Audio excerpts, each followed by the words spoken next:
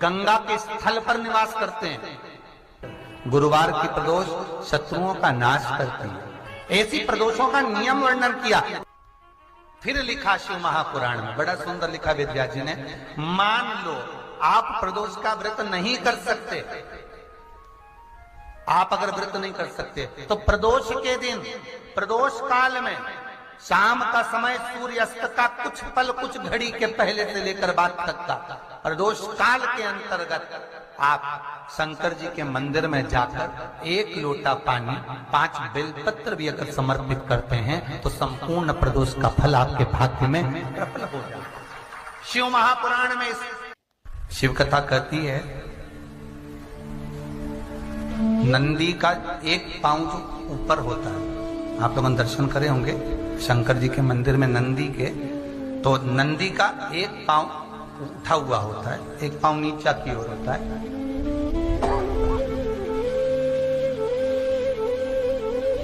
शिव पुराण की कथा कहती है, मान लो कोई हड्डी से जुड़ा हुआ रोग, नेत्रों से जुड़ा हुआ, मस्तिष्क से जुड़ा हुआ कोई रोग रहता है, तो एक नीले कलर का फूल आता है महाराज, उस फूल में हल्दी डालकर गुरुवार का प्रदोष पड़ने पर जो नंदी के पांव के पास समर्पित कर देता है महाराज, उसका रोग धीरे धीरे समाप्त होने लगता है। लिंग पुराण कहती है कि नंदीश्वर भगवान के सामने जो पुष्प समर्पित करा जाता है उसको, ये तो लिखा था स्कंद पुराण और शिव पुराण, लिंग पुराण कहती है जो फूल आपने समर्पित करा उसको लाकर पानी की बाल्टी में डालकर आप स्नान भी कर सकते हो, उससे भी हड्डी के जितने रोग होते हैं उसमें आराम लगने लगे। जैसे कहीं शरीर नहीं चल रहा, हाथ झुन्न पड़ रहा है, हाथ काम नहीं कर रहा, हाथ में झुनझुनी आ रही है, कंपन आ रहा है, उसमें भी ये प्रयोग का, पर होना चाहिए बृहस्पतिवार की प्रदोष। कौन से बार की? बृहस्पतिवार, गुरुवार की प्रदोष। प्रदोष के दिन यदि आपको कहीं से शमी पत्र मिल जाए,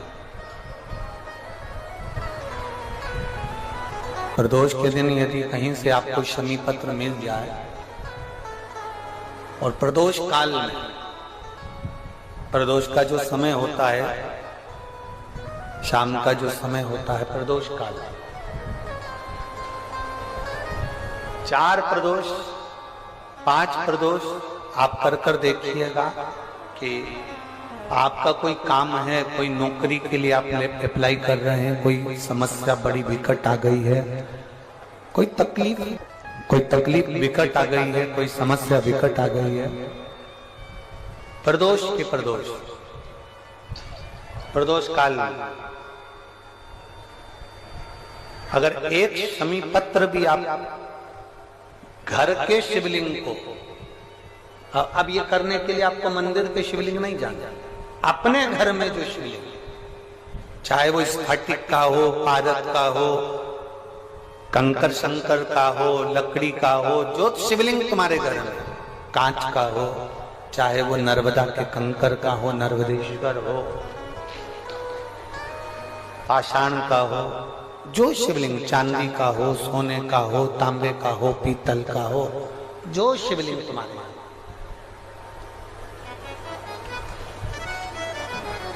एक शमी पत्र यदि आप भगवान शंकर के शिवलिंग पर समर्पित कर रहे हो और उस शमी पत्र को उठाकर रात्रि को 9:15 की जो एक मुहूर्त होता है, एक समय होता है, जिस समय पर हम अपने मन की बात भगवान शंकर को कहते हैं, पूर्व में भी इसका वर्णन हम कर चुके हैं कथाओं में। उस 9:15 पर वो शमी पत्र को उठाकर एक कागज में, एक कटोरी में उसको रखते हैं। 4 या 5 प्रदोष के उस शमी पत्र को अपने पास में रखिए और जिस कार्य के लिए जा रहे हो उसको जेब में ऊपर के भाग में उसको रखकर लेकर जाइए, आपका वो कार्य सफल होकर ही रहेगा, वो रुक नहीं सकता। वो शमी पत्र में इतना बल होता है, प्रदोष का जो शमी पत्र होता है वो बड़ा बलवान होता है, बड़ा प्रदोष, शिवरात्रि, सोमवार, सोमवार की अष्टमी। प्रदोष भी हर महीने आती है, शिवरात्रि भी हर महीने आती है, सोमवार भी हर महीने 2, 3, 4, 5 पड़ी जाती है। सोमवार की अष्टमी जरूर साल भर में 4 या 5 आती है।